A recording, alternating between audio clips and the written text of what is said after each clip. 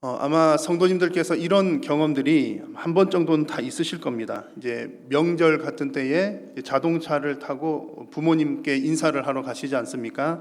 인사하러 가실 때에 이제 한 가족이 그 작은 자동차 안에 이렇게 모여서 한 공간에 있지만 마음은 제각각 있는 경우들이 더러 있습니다. 예를 들자면 이제 명절에 부모님께 이제 인사하러 가는 거니까 가족 중에 어떤 사람은 당연히 부모님에게 효도하는 마음으로 그런 마음으로 가는 분이 있으실 거고요. 또 가끔은 큰 화를 당하지 않기 위해서, 인사 안 하면 부모님이 노하시니까 화를 당하지 않기 위해서 그런 마음으로 가시는 분도 혹 있을 수 있습니다. 그리고 아이들은 할머니 할아버지 댁에 가면 용돈을 주시니까 용돈 받을 마음에 이제 가슴 설레면서 가기도 합니다. 그래서 한 자동차 안에 가족들이 그렇게 이동을 하지만 가족들의 마음은 다 이제 제각각 다른 꿈을 꾸는 거죠. 이런 경우 사용하는 말이 무슨 말이 있습니까? 동상이몽이라고 하는 말을 여러분 종종 사용합니다. 같은 침상에서 다른 꿈을 꾼다는 얘기죠. 이 말이 어떻게 유래가 됐는지는 잘 모른다고 합니다. 그런데 남송 시대에 진량이라고 하는 학자가 어떤 전쟁의 상황 속에서 이런 말을 자주 썼다고 하는데, 당시는 이제 전쟁이 좀 많았던 그런 시절입니다. 그래서 여러 나라들이 연합군을 형성해서 적군과 싸우기도 하는데, 그때 이제 각 나라들이 연합군이면 우리가 이제 한 마음이 되어야 하는데, 그들의 마음은 각각 이 전쟁에서 우리나라가 내 편이 어떤 이익을 얻을 것인가, 자국의 이익에만 좀 마음을 많이 두었더라는 그런 상황에서 자주 사용되었다고 합니다. 지금도 어떤 우리가 여러 상황 가운데 이 동상이몽이라고 하는 표현을 사용을 합니다. 좀 전에 말씀드린 것처럼 이제 몇몇 안 되는 그 가족들 사이에서도 생각이 각각 다르고 또 다른 꿈들을 꾸기도 하고요. 뿐만 아니라 더 많은 사람들이 모인 공동체에서는 아무래도 더 많은 동상이몽이 있을 수 있습니다. 우리가 모인 교회 공동체는 어떨까요? 교회도 역시 사람들이 모인 곳이라 제각각 꿈을 꾸는 동상이몽의 모습들이 사실은 꽤 많이 있습니다. 성도님들이 다들 신앙생활들을 열심히 하지만 왜 신앙생활 그렇게 열심히 하십니까? 라고 이렇게 물어보면 여러 가지 대답들이 나오는 거죠. 어떤 분들은 내 영혼을 위해서 내가 열심히 신앙생활 합니다 라고 대답하는 분들이 있는가 하면, 또 어떤 분들은 정말 자녀들을 위해서 내 자식 잘 되라고 내가 열심히 기도하고 신앙생활 합니다, 그런 분들도 있으시고요. 또 어떤 분들은 교회의 부흥과 발전을 위해서 신앙생활 열심히 합니다 라는 생각을 갖기도 합니다. 다 제각각 신앙생활 열심히 하는 것은 같지만 꿈은 각각 다르다는 얘기죠. 교회의 부흥을 위해서 열심히 또 신앙생활 하시는 분들도 또 동상이몽인 경우들이 많습니다. 어떤 사람들은 교회 부흥을 위해서는 건물이 제일 중요합니다 라는 생각으로 교회 건축을 꿈꾸는 사람들이 있는가 하면, 또 어떤 사람들은 뭐니 뭐했니 해도 교회는 사람이기 때문에 사람들이 많이 모여야 됩니다 라면서 1000명, 2000명, 10,000명이 모이는 교회를 꿈꾸기도 합니다. 이렇듯 사람들은 제각각 다른 꿈들을 꾼다는 거죠. 이런 모든 꿈들은 다 나름대로 근거들을 가지고 있습니다. 틀린 말은 아닌 거죠. 내 신앙이 잘 돼야 남을 도울 수 있으니까 내 신앙을 위해서 신앙생활 열심히 합니다. 틀린 말 아니고요. 또 자녀들에게도 자식들이 잘 되고 자식들에게 좋은 신앙 물려줘야 되니까 자식들을 위해서 열심히 하는 것도 나쁜 것 아닙니다. 그리고 교회는 사람 많이 모이는 것 정말 중요하고요. 건물 있는 것도 얼마나 유용한지 모릅니다. 그래서 다 일리가 있는 얘기들이죠. 자, 그럼에도 불구하고 교회 공동체는 한 비전 아래서, 하나님 안에서 한 비전 아래서 한 꿈을 꾸어야 합니다. 왜냐하면 교회 공동체는 한 몸이기 때문에 그렇습니다. 교회는 한 몸이기 때문에 동상이몽이 되지 않고 동상동몽을 해야 된다는 얘기죠. 예를 들면 이렇습니다. 여러분 상상을 해보시면, 몸은 한 몸이잖아요. 내 몸이 한 몸인데 내 발은 저쪽으로 가려고 하는데 내 손이 뭔가를 붙들고서 가지 못하게 한다면 내 몸은 갈팡질팡 어디로 가야 될지 모르게 됩니다. 또 머리에서는 내 몸에 영양분이 필요하기 때문에 음식을 먹으라고 사인을 보내는데, 만약에 입이 그 통로를 열어주지 않는다면 몸 전체가 또 해로움을 당할 수도 있는 것이지요. 그렇기 때문에 한 몸은, 특별히 한 몸 공동체는 한 꿈을 갖는 것이 아주 중요합니다. 자, 오늘 사도행전 말씀에서 만나게 되는 이야기는 이 초대 교회가 점점 한 꿈을 꾸는 한 비전 공동체가 되어가는 과정에 있는 그런 모습을 발견할 수가 있습니다. 오늘 말씀을 살피시면서 정말 초대교회가 이렇게 한 비전 아래 하나가 되어가는 그런 모습들처럼 우리 한일교회 공동체도 정말 하나님께서 주신 비전 아래에서 이제 한 꿈으로 또 하나의 방향으로 나아가기를 또 소망하고 결단하고 또 꿈꾸는 시간이 될 수 있기를 바랍니다. 초대교회가 우리 초대교회 그러면 뭐 아주 좋은 교회, 훌륭한 교회, 뭐 대단한 교회 이 정도로 생각을 하지만, 그러나 초대교회가 처음부터 어떤 한 비전을 가지고 또 건강하게 잘 세워진 것은 아니었습니다. 교회가 한 비전의 공동체가 되기 위해서는 반드시 훈련의 시간이 필요하기도 하고 또 인내의 시간이 필요하기도 합니다. 지난 주일 나눈 말씀 여러분 기억나시죠? 지난 주일에 고넬료 가정, 베드로가 고넬료 가정에 복음을 전한 내용을 말씀을 나누었습니다. 복음을 전하고 그들이 예수님을 믿고 세례를 받게 되었고 또 성령을 받게 된 이야기, 그런 이야기들을 나누었습니다. 고넬료 가정에 이런 놀라운 복음이 전해졌다는 소식이 이제 예루살렘 교회에게까지 전해지게 되었습니다. 오늘은 그런 상황입니다. 자, 여러분, 예루살렘 교회에 고넬료 가정이 복음을 받아들였다는 소식이 전해졌을 때에 어떤 일이 일어났을까요? 아마 우리가 쉽게 상상하기로는 그러면 교회에서 아마 잔치가 벌어졌겠구나, 그런 생각이 들기도 합니다.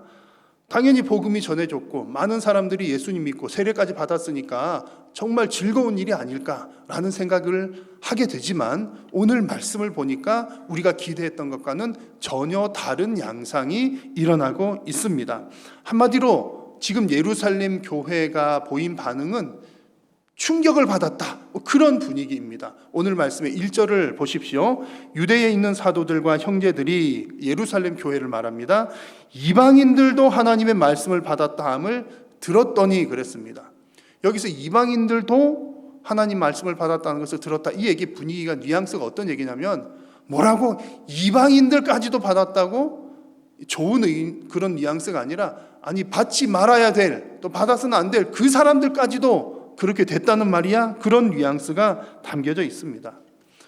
당시에 예수님을 믿었던 이 유대인들에게는 어떤 생각들이 있었냐면, 예수님을 믿고 세례를 받으려면 먼저는 유대교로 개종을 해야 된다는 생각들을 가지고 있었습니다.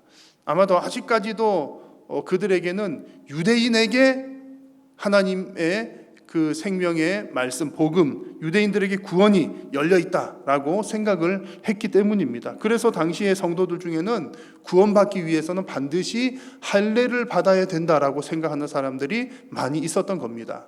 할례를 받는다는 것이 바로 이제 유대교로 들어온다는 그런 하나의 표식이 되는 것이죠.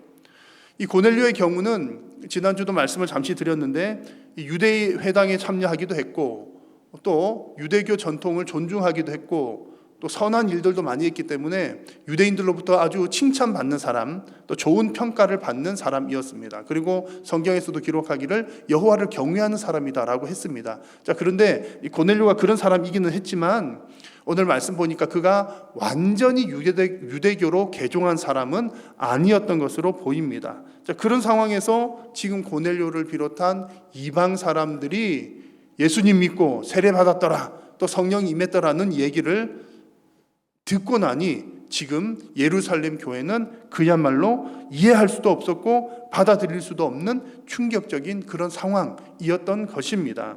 그래서 지금 이 소식을 들은 사람들 가운데에는 베드로를 비난하는 사람들이 있었습니다. 2절 말씀에서는 할례자들이 베드로를 비난했다라는 표현이 나와 있는데, 할례자들이라고 표현을 쓴 것은 할례를 받은 사람과 받지 않은 사람들을 구분하는 분위기를 가지고 있는 것이죠.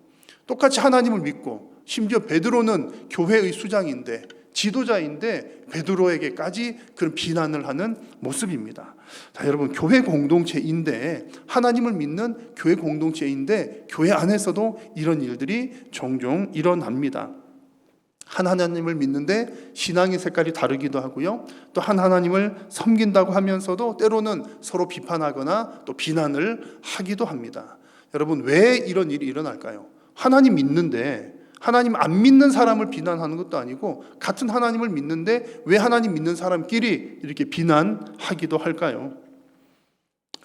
하나님을 믿기는 하지만 아직까지 그 신앙이 성숙하지 못했기 때문입니다. 하나님을 믿기는 믿지만 하나님의 뜻이 무엇인지를 아직까지 완전히 이해를 하지 못했기 때문입니다. 그래서 오늘 이 성경에서 할례자들이 베드로를 비난했던 이유는 왜 베드로 당신은 하나님 말씀대로 안 하십니까? 이렇게 비난한 것이 아니었습니다. 하나님 말씀에 근거해서 비난한 것이 아니라 그들의 유전, 그들의 전통, 그들이 세운 규칙에 어긋났기 때문에 당신은 왜 우리 방식대로 하지 않습니까? 라고 비난을 했던 것이죠. 하나님을 향해서 열심을 가지고는 있었지만 그것이 하나님의 뜻은 아니었다는 얘기입니다. 하나님의 뜻을 이해하지 못하고 있었다는 얘기죠. 하나님의 뜻이 무엇입니까? 예수님께서 부활 승천하신 이후에 승천하시면서 제자들에게 분명하게 말씀을 해주셨지요. 너희는 성령이 너에게 임하면 너희는 온 유대와 사마리아와 땅 끝까지 이르러 내 증인이 될 것이다. 이것이 하나님의 뜻입니다. 땅 끝까지 이른다는 이 말씀 속에서 분명히 이방인을 향한 하나님의 마음, 이방인을 향한 하나님의 비전이 분명하게 드러나고 있습니다. 하나님의 비전은 이미 이방으로까지 펼쳐져 있는 겁니다. 하나님은 이방 땅 끝을 보고 계셨다는 얘기죠. 그런데 예루살렘 교회 성도들의 비전은 아직까지 그 하나님의 비전에 미치지 못하고 있었습니다. 아직까지 그들은 이방 땅 끝을 보지 못하고 있었다는 것이죠. 자, 여러분, 하나님은 믿지만 하나님의 뜻을 다 이해하지 못하게 되면 어떤 일들이 일어날까요? 아주 중요한 부분입니다. 여러분, 하나님은 믿지만 하나님 뜻을 다 알지 못하면 각자 자기 소견에 옳은 대로 행하게 됩니다. 내 뜻대로 한다는 거죠. 뿐만 아니라 교회 공동체는 한 표대를 향하여 나가지 못하고 각자가 자기 소견에 옳은 대로 행하기 때문에 교회 공동체 자체가 갈팡질팡하게 됩니다. 무엇보다 가장 위험한 것은 자기 소견이 옳은 것으로 생각하게 되고 믿게 된다는 것이 가장 위험합니다. 오늘 예루살렘 교회 성도들이 그런 모습이죠. 분명히 하나님 믿고 헌신도 열심히 하고 여러 가지들 하지만 그러나 자기들의 소견, 이방인을 향한 하나님의 뜻을 지금 깨닫지 못하고 있었기 때문에 자기들 소견에 옳은 대로 이방인은 안 돼라고 하는 그런 하나님의 뜻과는 전혀 다른 그런 것을 옳은 것으로 생각을 하고 있었던 겁니다. 그러다 보니 다들 믿는 사람들이고 믿음이 좋은 사람들임에도 불구하고 믿는 사람들 사이에 분열이나 다툼이나 비난이나 시기들이 일어나게 된다는 것입니다. 사랑하는 성도 여러분, 우리가 하나님을 믿는다는 것은 하나님의 존재만을 믿는 것이 결코 아닙니다. 우리가 하나님을 믿는다는 것은 하나님의 뜻이 무엇인지, 하나님 마음이, 하나님께서 어떤 마음을 품고 계시는지를 알고 그것을 믿는 것이 아주 중요합니다. 하나님의 존재를 믿는다는 것은 아주 기초적인 단계에 불과합니다. 만약에 우리가 하나님의 뜻은 모른 채 하나님의 존재만, 그렇지 하나님 계시지, 그렇게 믿는 것은 사탄도 그렇게 믿는다고 했습니다. 마귀도 그렇게 믿어요. 만약에 우리가 그렇게만 믿게 된다면 내가 원하는 하나님을 믿게 되는 겁니다. 지난주 말씀 언급드린 것처럼 유대교도 유일하신 하나님을 믿습니다. 이슬람도 유일하신 하나님을 믿어요. 수많은 이단들도 하나님 믿습니다. 그들이 하나님 결코 부인하지 않습니다. 그런데 왜 엉뚱한 길로 갑니까? 하나님의 뜻을 모른 채 자기 소견에 옳은 대로 하나님을 믿기 때문입니다. 그러므로 여러분, 하나님의 뜻을 잘 깨달으시고 또 하나님께서 여러분들에게 주시는 그 비전을 잘 깨닫는 은혜가 있으시기를 간절히 축원합니다. 그러면 여러분, 어떻게 우리가 하나님께서 우리에게 주신 뜻, 하나님의 뜻, 또 하나님께서 주신 비전을 깨달을 수 있겠습니까?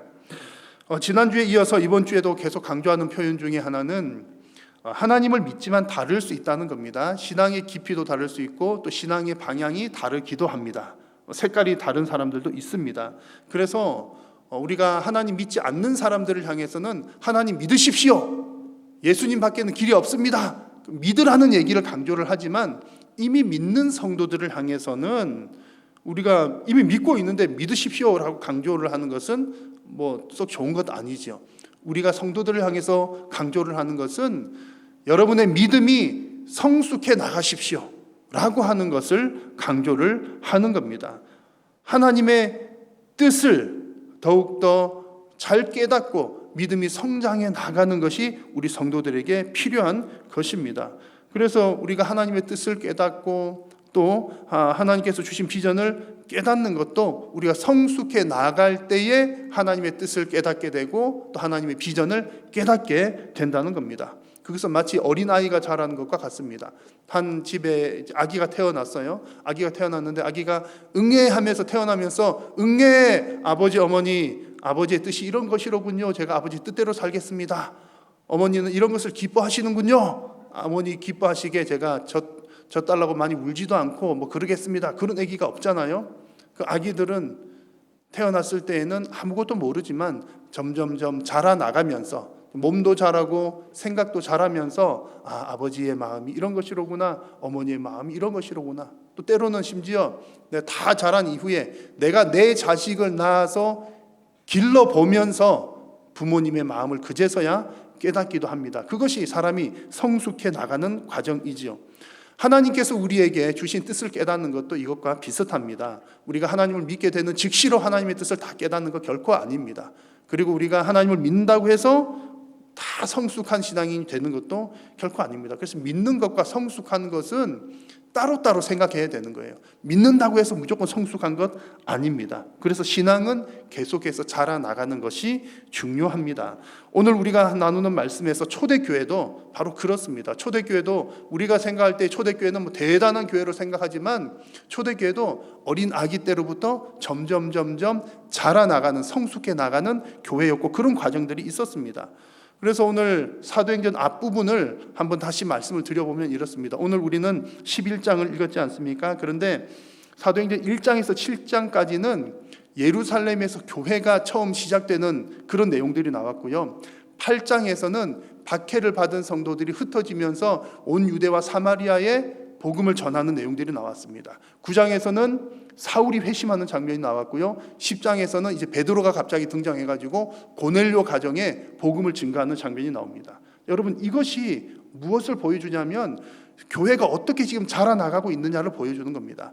예루살렘으로부터 시작해서 유대와 사마리아와 그리고 고넬료 가정의 복음이 증거됐다. 이 말은 이제 땅 끝까지 이르는 길이 열리기 시작했다라고 하는 것을 보여주는 것입니다. 왜냐하면 고넬료 가정은 이방인이라고 하는 것의 대명사이기 때문에 그렇습니다. 하나님은 지금 예루살렘으로부터 시작해서 그 복음의 영역을 차츰차츰 확장시켜 나가고 계시는 중입니다. 자, 그런데 이 시점에서 지금 예루살렘 교회가 이방을 향해서 이제 먼 곳으로 쫙 펼쳐 나가야 되는데 아직까지 예루살렘 교회가 이 하나님의 비전을 이해를 못하고 있는 거예요. 이방인들을 어떻게 해야 되는지 아직 깨닫지 못하고 있는 겁니다. 그래서 하나님께서는 베드로를 등장시키셔서 지금 이 일을 하게 하시는 거죠. 그래서 9장에서는 사울 얘기가 나오다가 갑자기 베드로 얘기가 나옵니다. 그리고 뒤에는 이제 사울, 이름을 바울이라고 불려지죠. 계속해서 바울이 나오게 되는데 갑자기 중간에 베드로가 등장한 이유도 바로 여기에 있습니다. 예루살렘 교회의 하나님의 비전을 교회의 지도자인 베드로가 하나님의 비전을 전해주고 공유하기 위함이었던 거죠. 베드로도 사실 이 환상을 하나님께로부터 비전을 받기 전에는 이런 것들을 깨닫지 못했습니다. 베드로가 고넬료 가정 만났을 때 그 말씀을 한번 보십시오. 유대인으로서 이방인과 교제하며 가까이 하는 것은 위법인 것을 너희들도 알지 않느냐. 베드로도 이런 생각을 했습니다. 환상 보기 전에는요. 예루살렘 교회의 교인들도 지금 마찬가지인 겁니다. 그런데 하나님은 뜻은 전혀 이렇지 않죠. 이방인을 향해서 뻗쳐나가는 것이 하나님의 뜻이었습니다. 그래서 하나님은 베드로에게 환상을 보여주셔서 그 하나님의 비전을 깨닫게 하셨던 겁니다.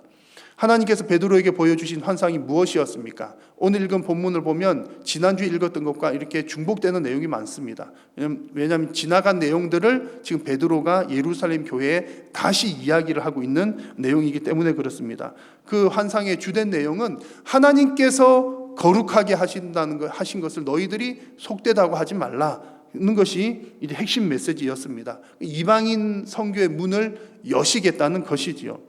그래서 여러분 이 모든 과정들을 가만히 보시면 베드로가 받은 비전은 베드로 스스로가 계산하고 계획해서 받은 비전이 아니었다는 것이 중요합니다.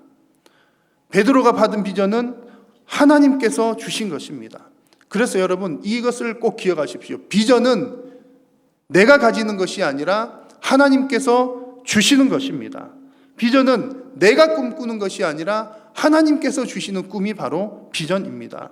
하나님은 베드로에게 하나님의 비전을, 하나님의 꿈을 보여주셨고, 그리고 그 베드로는 그가 받은 그 비전을 교회 공동체와 공유하기 시작했습니다. 하나님께서 이것을 원하셨던 것이지요. 그래서 오늘 본문에 보면 베드로가 이제 쭉 여러 가지 설명합니다. 차례로 설명하여 자기가 받은 비전, 꿈, 그 환상을 이야기를 한 것이죠. 여러분, 우리 성도들도 신앙생활하면서 비전 얘기를 많이 합니다. 당신 비전이 무엇입니까? 많이 묻기도 하고요. 나의 비전은 이런 것입니다 라고 또 내 비전을 이야기를 하기도 합니다. 자, 이럴 때에 여러분, 비전 이야기할 때 조심해야 될 것이 바로 여러분 이 부분입니다. 비전은 내가 갖는 것이 아니라 하나님께서 주시는 것입니다. 그래서 베드로도 전혀 몰랐는데, 베드로도 하나님께서 친히 말씀하시는 걸 보고서 하나님께서 강력하게 보여주시니까 내가 이걸 어떻게 맡겠어? 본인도 이해가 안 됐지만 하나님 주시는 비전을 보고서 받아들이고 인정을 하게 되었던 겁니다. 자기 자신이 계획한 일이 결코 아니라는 것이 중요합니다. 여러분, 지금은 우리가 어떻게 하나님의 비전을 봅니까? 지금은 계시가 완성된 시대입니다. 베드로 이 시대 당시, 또 성경 시대에는 아직까지 하나님의 계시가 다 완성되지 않았기 때문에 지금 베드로가 본 것처럼 환상을 보기도 하고 하나님께서 선지자들을 통해서 말씀하시고 여러 가지들을 했지만, 지금 우리가 살아가고 있는 이 교회 시대는 계시가 완성된 시대입니다. 그러니까 하나님께 하나님 환상 보여주세요 이렇게 하지 않아도 된다는 겁니다. 우리는 어디서 하나님의 비전을 받을 수 있습니까? 성경에서 볼 수 있습니다. 하나님께서 성경을 통해서 충분하게 우리에게 말씀을 해 주셨습니다. 그런데 여러분, 우리가 하나님을 믿는 사람들 중에서도 내가 하나님은 믿지만 성경을 통해서가 아니라 그저 나의 뇌피셜로 하나님의 비전을 이야기를 하는 경우들이 종종 있습니다. 나는 이런 꿈을 가지고 있어요. 이런 비전을 가지고 있어요. 때로는 그럴듯해 보이기도 하지만 여러분, 하나님의 말씀에 근거하지 않는 비전은 하나님께서 주신 것이 아닙니다. 그래서 여러분, 내가 어떤 꿈을 꾸게 되었다, 갖게 되었다 했을 때는 늘 그것이 말씀에 부합하는지를 말씀을 통해서 철저하게 검증을 해야 하는 것이지요. 사랑하는 성도 여러분, 하나님의 비전이 여러분의 비전이 되기를 간절히 소망합니다. 여러분들이 꿈꾸시는 것들이 하나님께서 주신 꿈이기를 간절히 소망합니다. 그래서 우리 한일교회 모든 성도님들은 하나님의 말씀 속에서 하나님의 비전을 발견하는 그런 은혜가 있으시기를 축복합니다. 오늘 말씀을 보니까 결국 이제 예루살렘 교회는 베드로가 받은 비전에 이제 동의를 하게 됩니다.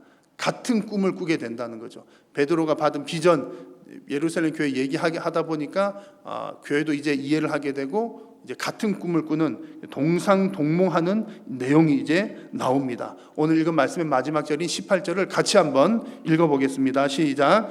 그들이 이 말을 듣고 잠잠하여 하나님께 영광을 돌려 이르되 그러면 하나님께서 이방인에게도 생명 얻는 회개를 주셨도다 하니라. 아멘. 같은 꿈을 꾸지 못하던 교회가 이제 하나님께서 주신 비전 아래서 같은 꿈을 꾸는 동상동몽하는 교회가 되었습니다. 이렇게 예루살렘 교회가 점점점 성숙해 나갔던 것이죠. 교회란 본래 여러분 본래 교회는 하나입니다. 본래 성령 안에서 하나요, 또 머리 대신 그리스도 안에서 하나입니다. 그래서 교회가 어떻든 간에 교회가 하나 됩시다라고 우리가 그런 구호를 외치거나 말을 하기도 하지만, 아주 근본적으로 따지면 교회는 탄생할 그때부터 하나입니다. 왜냐하면 성령 안에서 태어났기 때문이고 그리스도에 붙어있는 몸이기 때문에 그렇습니다. 자, 그런 것이 사실이지만 우리가 같은 비전을 품을 때에 그 하나됨이 가시적으로 드러나게 되는 것입니다. 만약 우리가 같은 교회를 섬기면서 사람들마다 각기 다른 꿈을 꾼다면 성도들이 다 다른 꿈을 꿀 수도 있죠. 그래도 우리 크게 보면 그리스도 안에서 하나 된 교회인 것은 맞습니다만, 그러나 가시적으로 볼 때는 연합된 교회는 아닐 수 있습니다. 그래서 교회들마다 가져야 될 것이 하나님께서 우리 교회에게 주신 비전이 무엇인지를 찾고 그 한 비전 아래에서 한 꿈을 꾸는 것이 중요합니다. 우리 한일교회는 어떤 비전을 가지고 있습니까? 우리 한일교회는 반석 위에 세운 교회라는 비전을 하나님으로부터 받았습니다. 어떻게 받았습니까? 당연히 하나님의 말씀으로부터 받은 비전입니다. 우리 교회 비전은 크게 두 가지 말씀에 근거를 하고 있습니다. 예수님께서 베드로와 대화를 하실 때 베드로가 주는 그리스도시요 살아계신 하나님의 아들이십니다 라고 고백했을 때에 예수님께서 하신 말씀입니다. 내가 너의 그 고백 위에 내 교회를 세우겠다. 이 반석 위에 내 교회를 세운다는 말은 바로 이 반석이 바로 바른 신앙 고백, 베드로의 고백, 바른 신앙 고백을 말하는 겁니다. 그래서 바른 신앙 고백 위에 선 교회가 반석 위에 세운 교회입니다. 또한 교회는 하나님의 말씀을 듣고 행하는 자가 반석 위에 선 사람이라고 분명히 말씀을 하고 있습니다. 그래서 실천적인 신앙을 가진 교회가 반석 위에 세운 교회입니다. 그래서 우리 교회는 이 두 가지 말씀에 근거를 하고 있는 겁니다. 반석 위에 세운 교회라고 하는 것은 바른 신앙 고백을 갖는 것, 또 한 가지는 실천적인 신앙을 갖는 것을 의미합니다. 우리는 이 비전을 이 말씀 마태복음 말씀을 통해서 우리 교회는 이 비전을 받았습니다. 성도들마다 은사와 달란트가 다 다른 것처럼 교회도 마찬가지입니다. 교회들마다 하나님께로부터 받은 은사와 달란트가 다를 수 있습니다. 교회가 해야 할 일도 많고 또 교회가 나갈 수 있는 방향도 다양하지만 어느 한 개체 교회가 그 모든 일을 다 할 수는 없습니다. 그래서 하나님께서 우리 교회에게는 어떤 은사와 달란트를 주셨는지를 발견하는 것이 무엇보다 중요합니다. 성도 개인의 삶도 마찬가지고요. 내가 하나님의 자녀가 되었다고 해서 내가 모든 일을 다 할 수 있는 것은 아닙니다. 나에게 주신 은사, 나에게 주신 달란트로 그 일들을 하는 것입니다. 여러분, 오늘 우리가 사도행전 말씀을 통해서 보게 된 것은 지금 예루살렘 교회가, 초대교회가 이방인 선교라고 하는 그 한 비전으로 세워져 가는 모습을 우리는 이 말씀을 통해서 발견했습니다. 오늘 주신 이 말씀처럼 우리 한일교회도 반석 위에 세운 교회라고 하는 그 한 비전으로 우리가 동상동몽하면서 날마다 성숙해 나아가는 우리 교회와 또 성도님들이 다 되시기를 주님의 이름으로 축원합니다. 기도하겠습니다. 살아계신 우리 하나님, 은혜를 감사합니다. 오늘도 하나님께서 우리의 예배를 기쁘게 받으시고 또한 주님 말씀하여 주시니 감사합니다. 특별히 하나님, 초대교회가 한 꿈을 꾸며 주님께 주신 비전을 공유해 나갔던 것처럼 우리 한일교회가 주께서 우리 교회에 주신 이 반석 위에 세운 교회라는 비전 아래 한 마음을 가지고 한 방향으로 나아갈 수 있도록 주님 은혜 도하여 주시옵소서. 그리하여서 우리 교회와 모든 성도님들이 날마다 성숙해 나가도록 도우시고 세상 속의 교회로 빛으로 소금으로 살아가는 참으로 하나님께 영광 올려드리는 귀하고 복된 성도님들 우리 한일교회 되게 하여 주옵소서. 예수님의 이름으로 기도드립니다. 아멘.